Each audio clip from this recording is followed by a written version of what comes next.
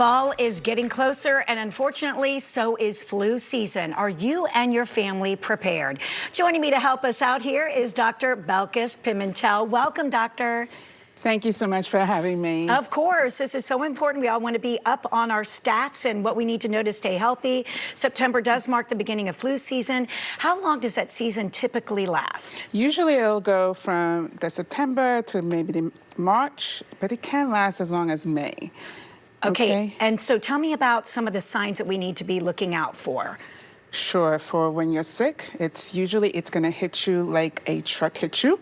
It feels really bad, muscle aches, you feel tired, you get headaches, severe headaches, coughing, of course, sneezing and all that.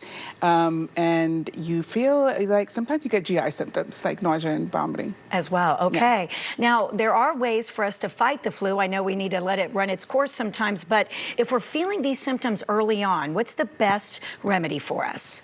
So the best remedy is actually to make sure you get lots of fluids and rest. You can get some over-the-counter medications for your symptoms. Usually will last 7 days, maybe 10 days. Most people will get over it quickly.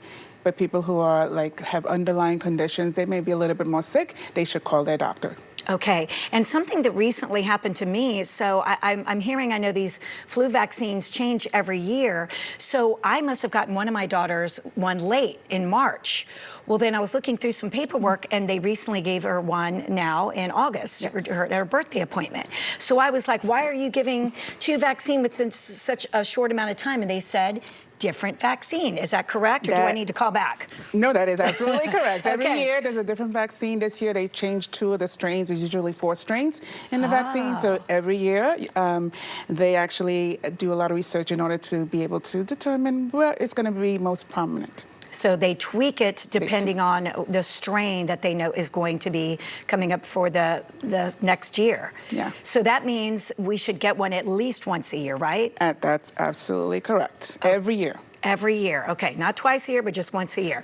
Now, we know that people can have severe symptoms, so kind of walk us through somebody that maybe, unfortunately, the symptoms that you mentioned in the beginning, maybe they suddenly have turned into something else. Yeah, absolutely. There are complications that happen with the flu. You can get either sinus infections. The worst is pneumonia. Yeah. And that could put you in the hospital. Also, you can actually even die from the flu. You can die from the flu. Yes. So if you start to feel that way, it's just important that you don't, write it out at home, that get to the hospital and get help immediately. Right. Maybe even call your doctor, and you can have even a virtual visit. Oh, right. Good. Now we're doing that, of course. All right. Now break something down for us, because I know we're all so on edge with, of course, COVID-19 still present. So talk to me about similarities and differences between the flu, the cold, and COVID. I know it's a lot to ask. Yes. No, we even have to test to see what do you have. So the cold is pretty mild, and the usual headache. You have a lot of runny nose and congestion. When you have the flu, we talked about those symptoms. It kind of hits you very suddenly, and you feel like a truck hits you. And a lot of body aches, fever, headaches, similar to COVID. Yeah. COVID is a little bit more gradual, though, starting with a sore throat also. And one of the things that's really prominent is that shortness of breath. Ooh. Can happen with the flu, but usually that's happening more with COVID, and then any loss of taste or smell. Of course, that's more related to COVID than the other two. That's all right. So another thing people might be wondering, is it safe to get the COVID vaccination maybe at the same time that you are going to get your flu vaccine? Right. That's a great question. It is safe, and actually we recommend it. Get them both so you can be protected for both. With my oldest, she's a little bit afraid of the shot, so that one, I might need to bring her dad with me to hold her hands. Any other last-minute tips and advice, maybe what we need to do to try and, keep our immune system strong? Oh, yes. So you want to make sure you're eating healthy and you're exercising.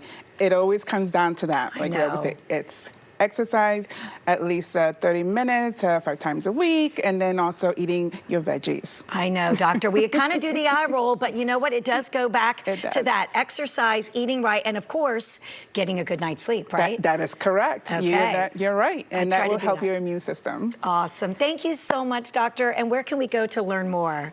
You can go to kp.org/flu. where you can learn more about the influenza illness and the vaccine. Okay, terrific. Thank you for your time, and thank you to Kaiser Permanente for sponsoring that segment.